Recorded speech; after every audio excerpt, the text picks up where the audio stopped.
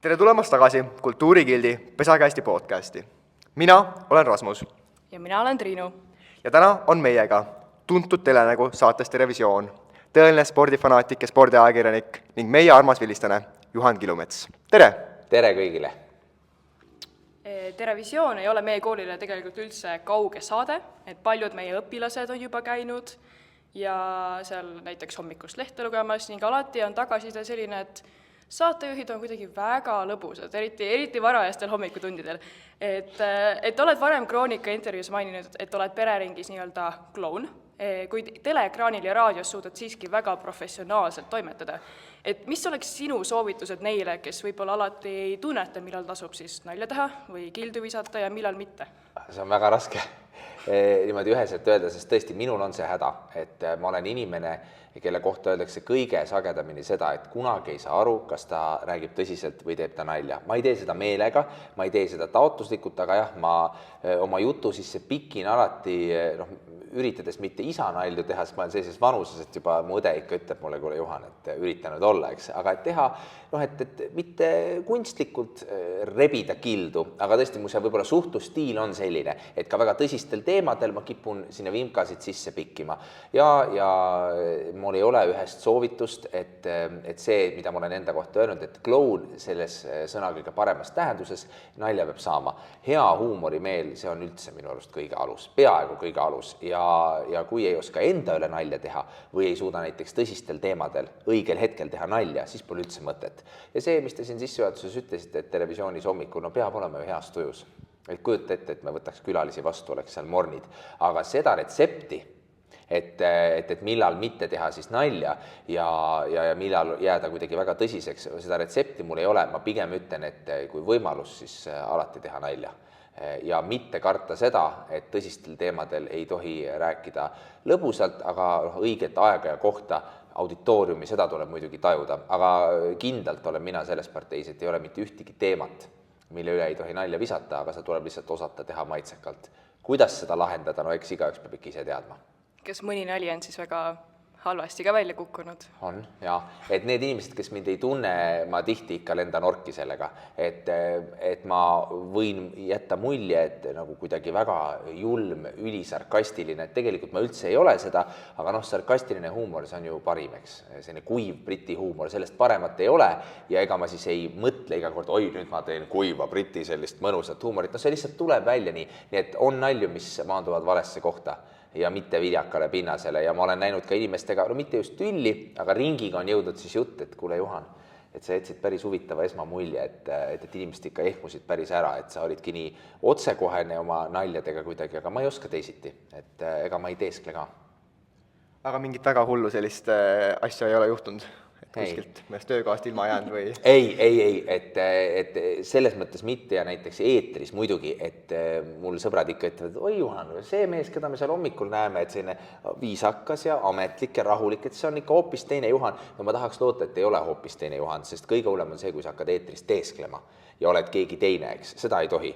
Aga loomulikult ma ei saa täistuuridel alustada televisioonisaadet ja olla siis täpselt selline, nagu ma olen sõpradega näiteks reede õhtul, aga ei, ühestki töökohast pole ilma jäänud, ühtegi sõprussuhet pole naljade tõttu ära rikkunud, aga ma arvan, et pigem just see, et ma võin jätta sellise nagu esmamulje, et nagu natukene petlikku võib-olla, jah.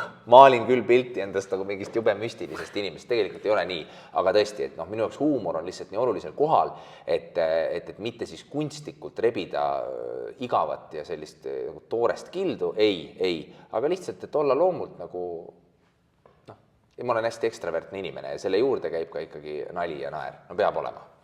Muidugi, jah. Aga kui me siin juba eetrist räägime, et siis varem oled maininud küll, et sul televisioon on tore ja kõik, aga raadio on ikkagi kuidagi südamelähendasem. Et miks selline? Sest raadiost ma alustasin ja raadiost töötan ma siiani ja mina kindlasti ei kuulu nende inimeste hulka, kes ütlevad, et raadio on televisiooni väike vend. Paljudel minu kolleegidel ka on ambitsioon töötada ikkagi televisioonis. Et võime alustada raadiost, aga tähtis on jõuda telesse. Minul ei ole see kunagi nii olnud. Televisioon pakub hoopis teistsugust väljundit, raadiol on oma trumbid, aga ma armastan raadiot, sest sealt ma aastal 2011, mis on siis 14 aastat tagasi, alustasin, seal ma töötan siiani sellepärast, et ma armastan raadiot. Sina, no vot, taskuhäälingu formaat, eks. Meie mikrofonid, pilti pole, hääl peab rääkima, eks. Et sa saad ainult häälega teha seda tööd, et minu arust raadio on lihtsalt niivõrd äge meedium.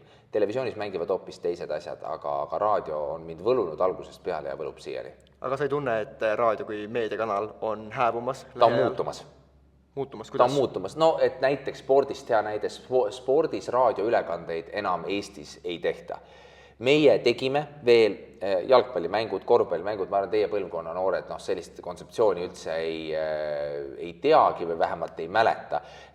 Kunagi oli ju täiesti normaalne, et õhtuti oli ikka raadios spordiülekanne, mõned korvpallimängud, olid kergejõustiku tiitlivõistluste ülekanded, enam seda ei ole, sest pole ka vajadust, eks raadio peab muutuma nii nagu kõik meediumid, kõik asjad elus. Soomes muide, kui sõidate näiteks ringi, kuulete raadiot, hokiülekanded, kogu aeg käib möll raadios. Aga meil on lihtsalt tänapäeval nii, et isegi kui sa oled autos, siis sa paned ekraani, avad mingisuguse Delfi akna, paned sealt mängima, noh, sa ei pea vaatama pilti, eks, et sul ei ole põhjust raadiost kuulata spordiülekannet. See on lihtsalt üks näide. Raadio pole sellepärast ära kadunud, et tuli televisioon, seda näidet tuuakse ka tihti.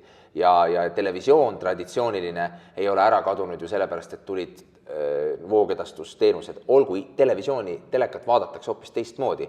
Mina otsustan, millal, mida ma vaatan, eks ma ei sõltu telekavast, kõik on muutunud, aga tavaline televisioon on ju ikka alles. Täpselt sama kehtib raadio kohta. Ta ei ole hääbumas, kindlasti mitte, aga raadio näitab ka rohkem pilti. Igas stuudios on tänapäeval need kaamerad üleval ja see kõik muutub, aga raadio ei kao kusagile ja see on fakt. See on fakt. Aga olid ka enne lisaks raadios töötamisele ka hoopis uudistoimetaja siis televisioonis ning nautisid seda tööd väga. Et mis on sinu arvates parimad osad mõlema töö juures? Uudiste toimetaja töö on tõeliselt äge töö ja ma ju spordiuudiste toimetaja olen siiani. Mulle väga meeldib toimetada uudisvoogu ehk siis teha valik kogu sellest uudismassist, mis tuleb peale, olla see sõel seal siis inimeste, tarbijate ja uudiste vahel, teha valikud, panna nad tähtsuse järjekorras ja arusaadavalt seda infot edastada. See on väga vastutusrikas, väga raske töö, aga ma jumaldan seda tööd spordis siiani ja televisiooni uudistes ka ju, ega ma ei käinud eetris uudiseid lugemas. Ma ise toimetasin need uudised, mina otsustasin, millised uudised on sel hommikul tähtsad, milline info peab Eesti inimesteni jõudma, meeletu vastutus, miks see töö on lahe, aga ka see, et nagu korralikku uudist toimetada, see on ajakirjanduslikus mõttes nagu kuninglik žanr ka, et teha üks uudis lühidalt, tabavalt, arusaadavalt, olulise infoga ja televisiooni saatejuhtimine on hoopis teine asi, et me edastame ka seal olulist infot, aga see on sellises mõnusa vestluse kastmiseks, seal sa pead olema loomulik ja vaimukas ja kõik uudistes seda ju ei saa olla, eks. Et selles mõttes uudiste toimetaja töö oma vastutusrikkuse ja just sellega, kuidas seda infot tuleb nii palju peale ja sa pead suutma välja sõeluda olulise ja sa saad aru, et sinust sõltub ju see, mida inimene hommikukohvi kõrvale, millise info ta saab kätte ja millise mitte. Väga lahe periood minu ajakirjaniku töös, ma tegin seda mitu aastat ja ühel hetkel liikusin sellest tööd edasi, aga näiteks, kui praegu avaneks võimalus teha aktuaalset kaamerat, keegi haigestub näiteks asendada, ma võtaks selle väljakutse kindlasti vastu, sest et see on selline kuninglik, nagu ma ütlesin, žanr. See tundub ikka väga-väga vastutusrikas töö, et kuidas sa tavaliselt seda ikkagi tegid, et kuidas sa otsustasid, kas sa pigem usaldasid seda vaistu või ikkagi pidid inimestelt küsima, et kas teid ikka huvitakse ja nii edasi? Eks ma küsisin kogenumat toimetajalt, ja me näeme ju ka, näiteks portaalis on lihtne, sa näed, mis huvitab inimesi, aga Rahvusringhäälingus on ka see, et me ei ole ju klikijahil ja me ei ole vaatajanumbrite jahil. Meil on lihtsalt vastutus Eesti inimestele oluline info kätte tuua. Erameedia natukene toimetab teistel põhimõtetel, eks, et Silvia Ilves ja kõik see, miks sellest kirjutatakse, sest see klikib palju ja vahel jääb mõni oluline uudis selle võrra kindlasti nagu tahapoole. Meil ERR-is ma tahaks loota, et seda ei juhtu, lihtsalt meil on ka teine ülesanne, ikkagi Rahvusringhääling. Aga see jah, et kuidas sa neid valikuid teed, ega ükski oluline asi ei saa välja jääda, aga just, et kuidas sa paned rõhuasetusi, millise uudisega sa alustad saadet, Õnneks on alati kusagil kogenum kolleeg ka, aga muidugi rahva hääl siin ei saa selles mõttes otsustada, eks, et sa küsisid, et kas ma inimestelt küsin, muidugi ma suhtlen inimestega ja kuidas liiga palju tõsiseid uudiseid öeldakse, et ei taha vaadata, aga ma ei saa ju valida selle järgi, eks, et ma panen lõbusate uudiste ploki kokku, maailmas samal ajal inimesed surevad ja on sõjad ja majanduslangus, et kahjuks nii see töö ei käi, et ma tahaks ka hommikul häid uudisteid inimestele tuua, aga neid valikuid ikkagi tuleb teha objektiivsete kriteeriumide alusel, mis sel hetkel päriselt on oluline ja jah, et selles mõttes seal seda ei ole, et ma nüüd päriselt jalg üle põle võtan, ma täna teen sellised uudised, et ikkagi seal on need uudiskriteeriumid ja see, mis sel hetkel on oluline, nii on. Vaadates, kui tähtis see töö ikka sulle on olnud, et kuidas sa ikkagi tegid selle hüppe siis ka kaamerate siis ette, et tavaliselt inimesed võiksid lihtsalt jääda oma mugavustsooni, aga kuidas siis teie puhul see juhtus? Vot, jah. Raadio tõesti minu jaoks ei ole kunagi halvas mõttes mugavustsoon olnud. Sa ei mõelnudki seda küsimusega, ma saan aru, aga ma endiselt rõhutan, et minu jaoks on heas mõttes mugavustsoon. Ma tunnen raadios, lähen dressides tööle, keegi mind ei näe, köhin hääle puhtaks, lähen eetrisse, teles tõesti kõik mängib, eks ole, miimika see, sa pead nägema ikkagi esinduslik välja, kui sa oled hommikul paistes ja unine, siis seda on näha. Raadios keegi ei näe, et ma olen just voodist tulnud, eks juuksed turris, aga see, et kaamerate ette, ega mul ei olnud eraldi eesmärki.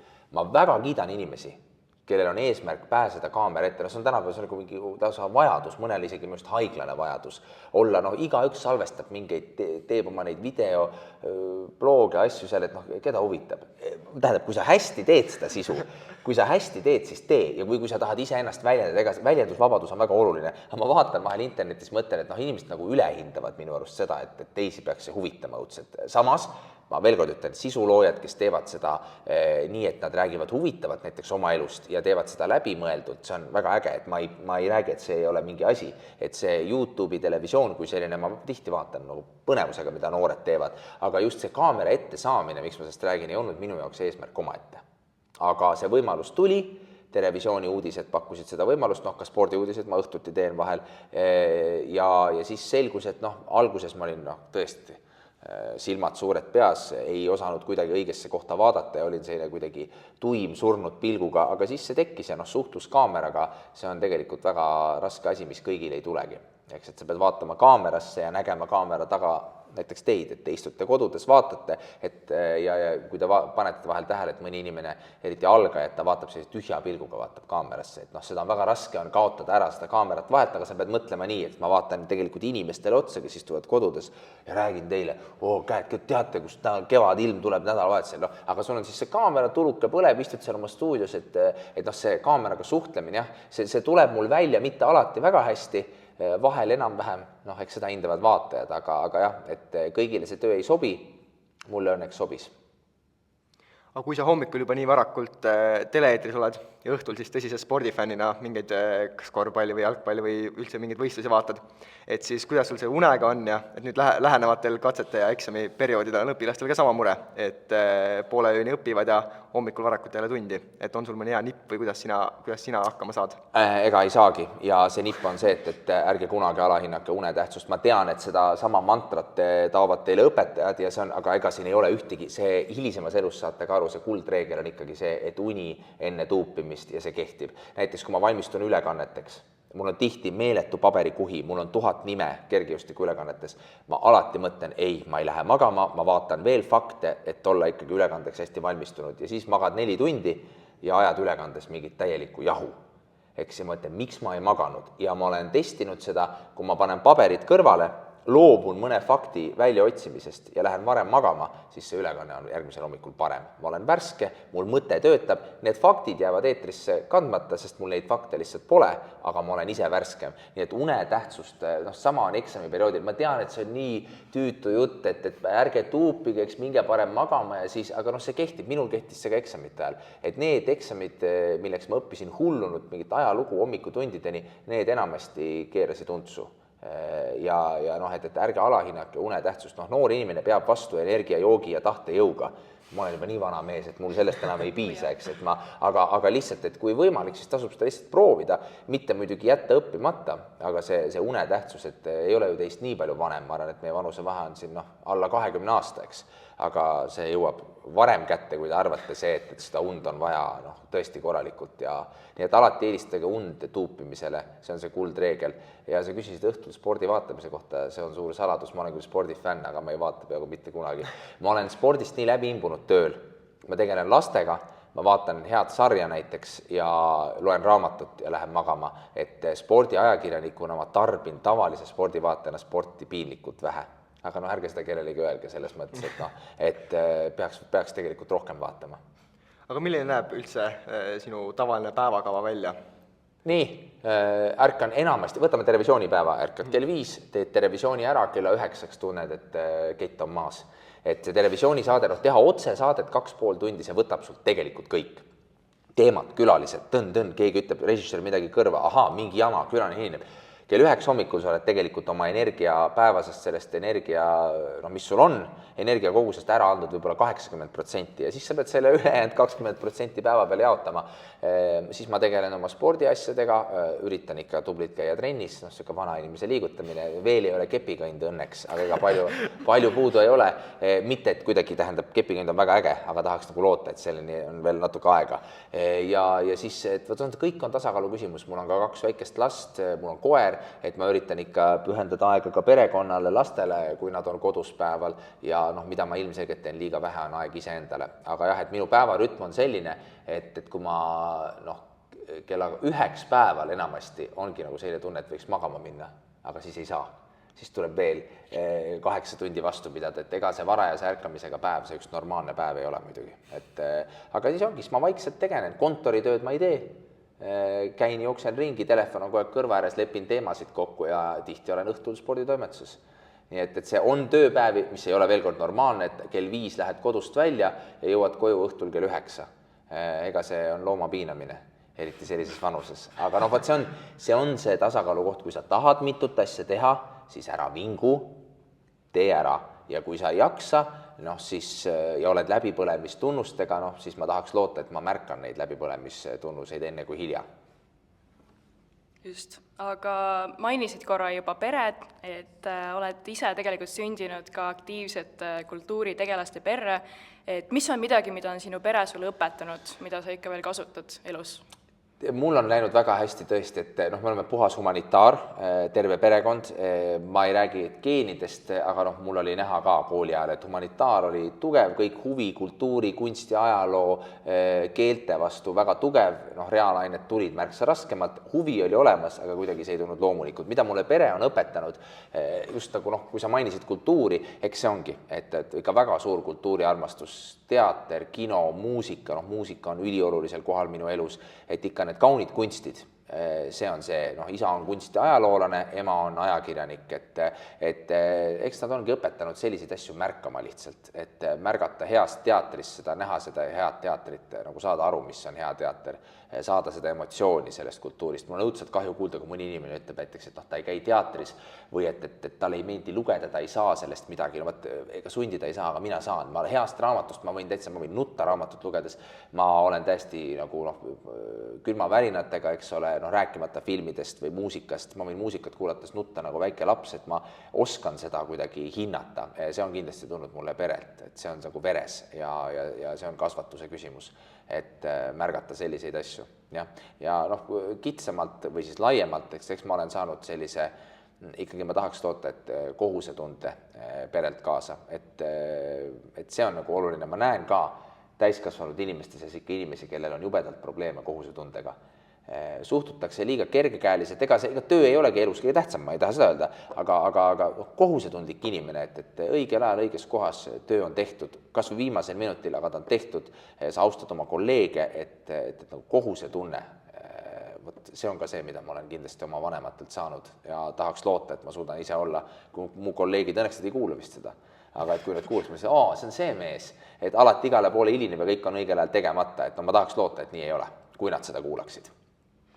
Aga mis sa arvad, et kui inimene, kellel on ka suured eesmärgid, aga tal ei ole seda toetavat pere või toetavat keskkonda, et kas tal on ikkagi võimalik tähendab jõuda sama kaugele või kuidas sa arvad?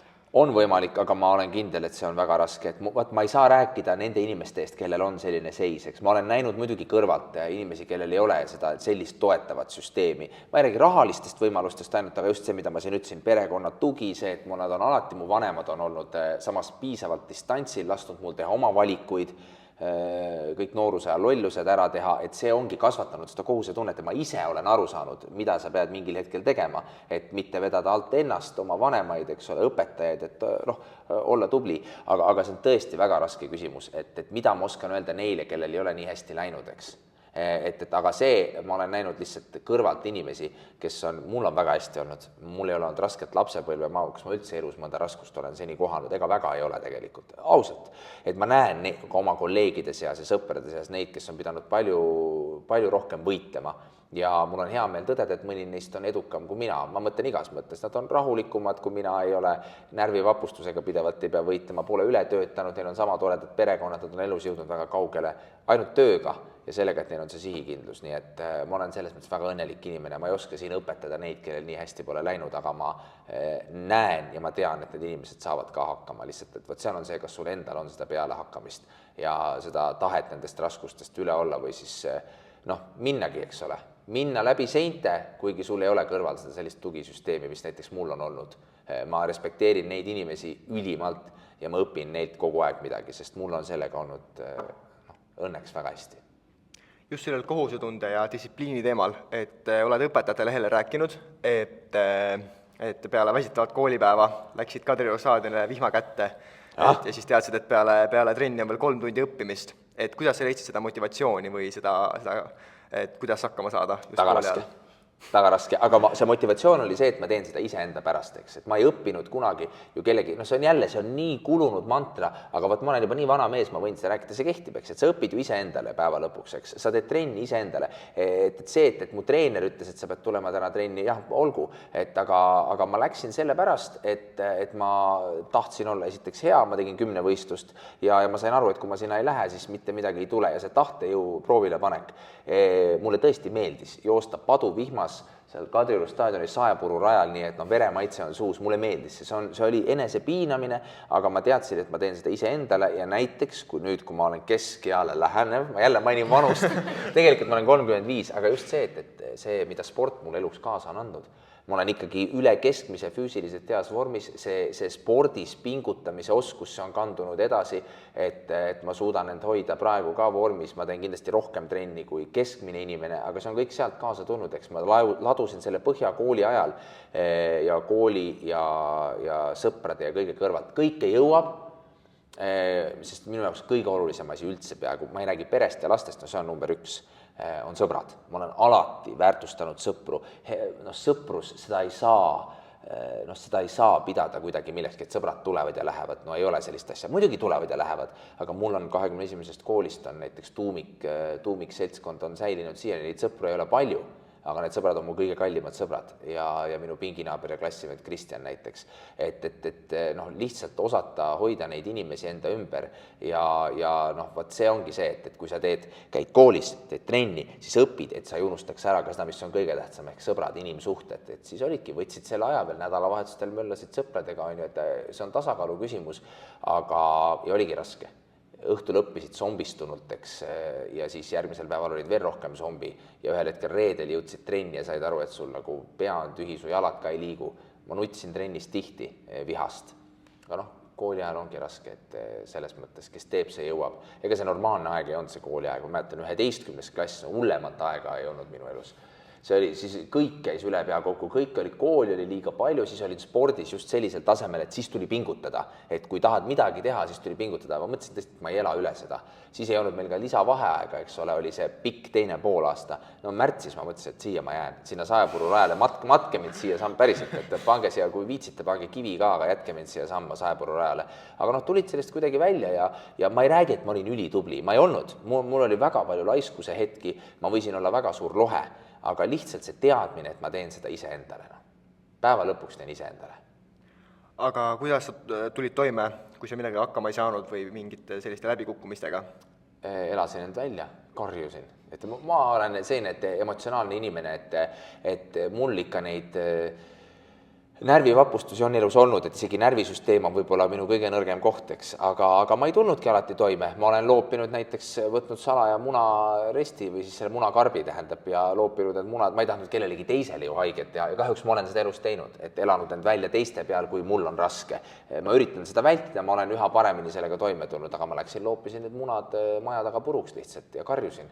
Et olen sellist asja teinud, aga ma sain need teemonid endast välja, et jah, tulla toime mingisuguste tagasilöökidega, nagu ma ütlesin, mul elus suuri selliseid, et elu kukub kokku, selliseid tagasilööke pole veel olnud, eks nad tulevad. Kas ma olen nendeks valmis? Ma tegelikult ei tea. Aga minu jaoks on tähtis see, et mitte koguda enda sisse, jälle kuldsed sõnad siin järjest tuleb, aga no vaata, sa saadki aru, et need asjad kehtivad, see, mida kõik räägivad, ja issand, see sama jutt jälle, ma olen seda kuulnud, eks ole, et vanemad räägivad koolis, aga nii on, et mina enda sisse kogumist ei soovita kunagi, et tülid tuleb ära klattida kohe, abielu õpetab seda ka, eks ole, et niimoodi magama minna, et keerad selja ja rebid tekki enda poole, sellest ei võida keegi, pigem karjuge.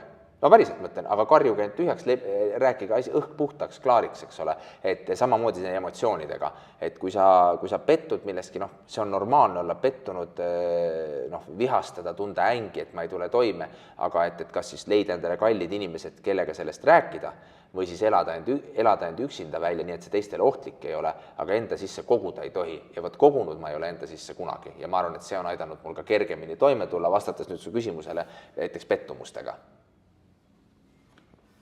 Ja ma arvan, et see on väga hea nõuanne just praegu õpilastele, kes ei teagi, mida oma emotsioonidega teha. Aga rääkides võib-olla natuke teistsugustest emotsioonidest, siis oled rääkinud, et sul kooli ajal väga siis nii-öelda jutt jooksis ja et käitumine polnud alati eeskujulik. Et kas sul on meeles siis mõni naljakas või huvitav juhtum kooli ajast, mis sul ikka veel meeles on, mida sa tahaksid siis meie kuulajatega jagada? Ütlen kohe ära, et ma ei olnud pätipoiss, mitte et mul pätipoiste vastu midagi on, see, et mul oli käitumise probleeme, on lihtsalt see tõesti, et nagu tähelepanu vajadus oli ühel hetkel, mis on kusjuures üle läinud õnneks, ja ikka tunnis meeldis muliseda, teha nalja, et ma ei olnud, ei käinud kuskil lõhkumas kooli vara ja ei olnud selles mõttes kaabakas, eks ma olin tundides kohal, aga võib-olla lihtsalt oli see tähelepanu vajadus ühel hetkel liiga suur.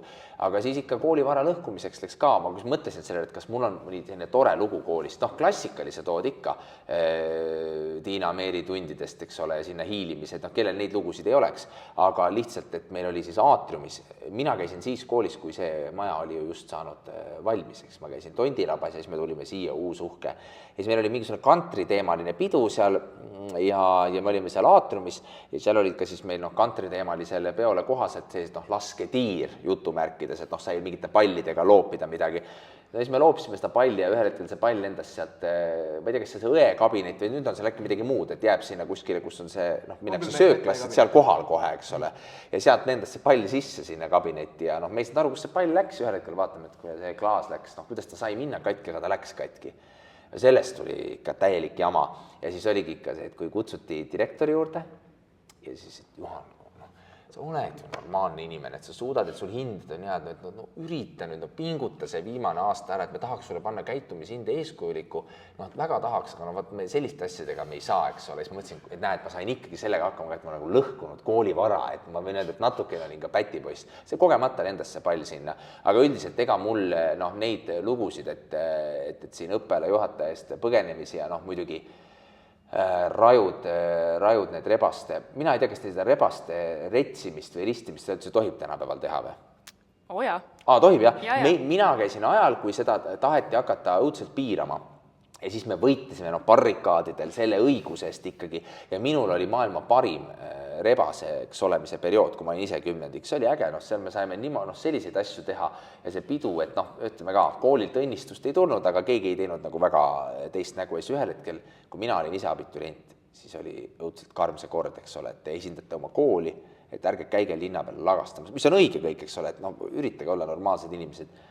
Oi jummel ja siis me ühe salapeo korraldasime ja käskirjad lendasid, sest et see tuli välja ja seal oli see, et kui oli ikkagi koolilt tulnud keeld, et ei tee rebaste pidu. Ja me tegime, oi, sellest tuli jama, et noh, et need, kes korraldasid, kui see olid tüdrukud ja väga tublid tüdrukud, nad said ikka oma paberid kätte, et selles mõttes oli äge, et siis me olime sellised mässumeelsed noored, et noh, öeldi, et ärge, ma mäletan seda lauset, üks õpetaja ütles ma siiani, et ärge oma õigust taga nõudke. Vot siis me vihastasime, et mis mõttes, et vaat see on see koht, kus kool, ma saan aru, et ei ole vaja, kõik isiksused ei pea näitama, mis jubedusi nad oskavad teha, eks, et aga siuke ühtlane hall mass, no vot seda ei tohiks ka olla, eks, et ärge oma õigust taga nõudke, vot see meid vihastas. Me tahame teha rebaste retsimist, ristimist loomulikult nii, et keegi ei tunne alandatuna ja solvatuna ja me võitlesime selle õigusest, me jäime kaotajaks, sest noh, seda pidu me ei tohtinud korraldada sel hetkel, me tegime selle ära. Noh, käskirjad, eks ole, mina ei saanud seda käskirja, mis mul siin lihtne rääkida, aga see oli raju, et natukene oli ikkagi ka sellist mässumeelsust ja muidugi ma tahaks loota, et me kooli mainele, noh, meie arvates see, kui noored tähistavad keskkooli lõppu või algust ühe korraliku peo ja sellise lõimumisega, eks ole, erinevad klassid, sealt tuli väga toredaid sõprussuhteid, 10-ndikud, 12-ndikud, et mis selles halba on, me ei saanud sellest aru ja meile keelati see ühel hetkel kuidagi minust liiga jõuliselt ära, aga noh, see kõik laabus, kokkuvõttes mul ei ole koolile etteheiteid, et noh, lihtne on nõuda noorena, et kool peab ka ju mingit, noh, vastutab lõpuks meie eludest päeva lõpuks, aga sellised need lood on, et noh, muidugi väiksemaid seiku on veel, eks, aga noh, jah. Oi, kuulge, kas klassiekskursioonid on tänapäeval ägedad või? On sellist asjad või? Ja ikka jah. Pagan, kus meie ajal oli, noh, ükskõik kuhu lähed, noh, sellest alati oli mingisugune skandaal, eks ole, et ühel hommikul seal Mändjala kämpingus oli meil ööbimine ja ärkad hommikul vaatad, et kõik toolid on millegipärast kämpingu katustel, eks ole. Mäleta, kuidas õpetajad vias, see oli järjekordne skandaal, et 8. klassi ekskursioon ja kuidas me neid toole sealt ülevalt siis alla võtsime katust. Ega ma ei tea, miks need toolid sinna said, aga noh, et vaat ekskursioonid on ka ainult helged ja sellised ägedad mälestused ja et noh, ma loodan ka, et see ekskursioonide traditsioon elab, et Londoni reis 11. klassiga, noh, ma arvan, et see on üks elu helgemaid mälestusi siiani, et see oli vapustav, et mul vahel hakkab see filmilint silme ees käima, mis me seal Londonis tegime ja kuidas me, oli hea klassijuhataja, äge kamp, see oli ikka nagu super elamus.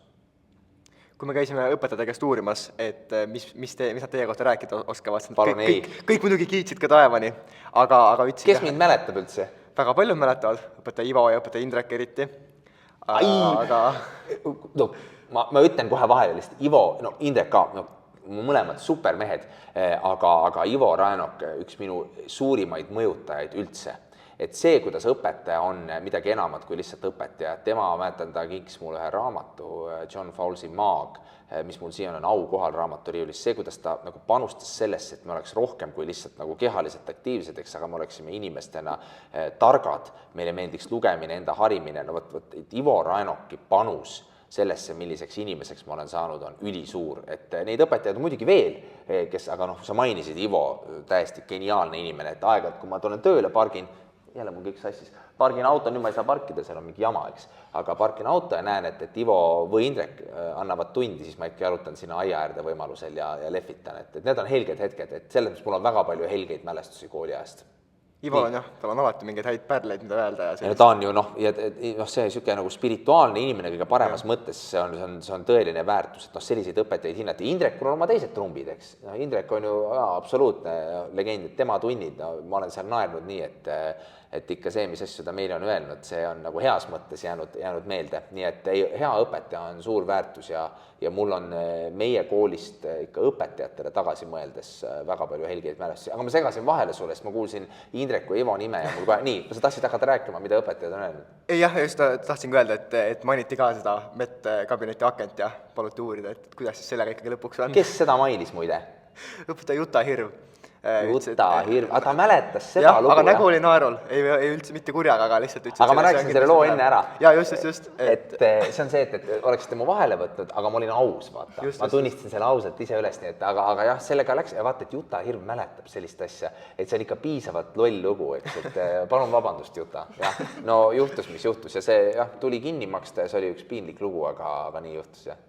Aga kui meil siin jutt juba spordi peale läks, et siis olid kõva sportlane ja kõva kümnevõistleja ja et siis kuidas enda jaoks üldse spordi avastasid, et kas vanemad või kuidagi sõbrad või kust see tuli? See tuli vanematelt ikkagi, eks, ja see oli nii, et mind pandi judotrenni.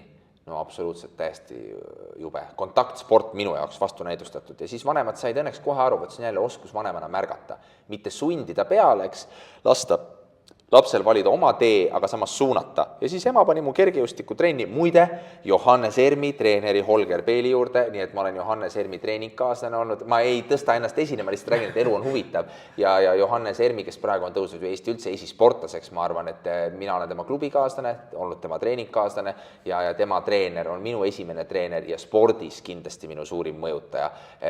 Ja nii oligi, ma sattusin väga hea treeneri juurde 9-aastaselt ja ma tegin sealt edasi 17 või 18 aastat kergejõustikku. Lihtsalt hea treener oli see, mis otsustas minu jaoks asja ära. Nii lihtne see oligi. Aga spordiarmastus, noh, see on lihtsalt, olles nüüd 2 väikese lapse, mis väikesed on 3 ja 6, 2 poja isa, sina pead olema see, eks. Nad võivad käia lasteaias 1000 ringis, nad võivad käia 10 eri trennis seal, aga kui sina isana ütled, nii poisid, lähme ratastega sõitma, eks. Sina oled suur mõjutaja ja minul pere ei olnud mingi hullude spordifanattide pere. Ja see kõik sai kuidagi kokku, aga ma siiski ütleks, et see, et ma jäin spordi juurde nii kauaks, head kehalise kasutuse õpetajad aitasid kindlasti kõvasti kaasa, aga hea treener varakult, ma leidsin selle õige inimese ja ma armusin sporti ja sellest piisas. Aga kuidas sport sind teistes eluvaldkondades aidanud on?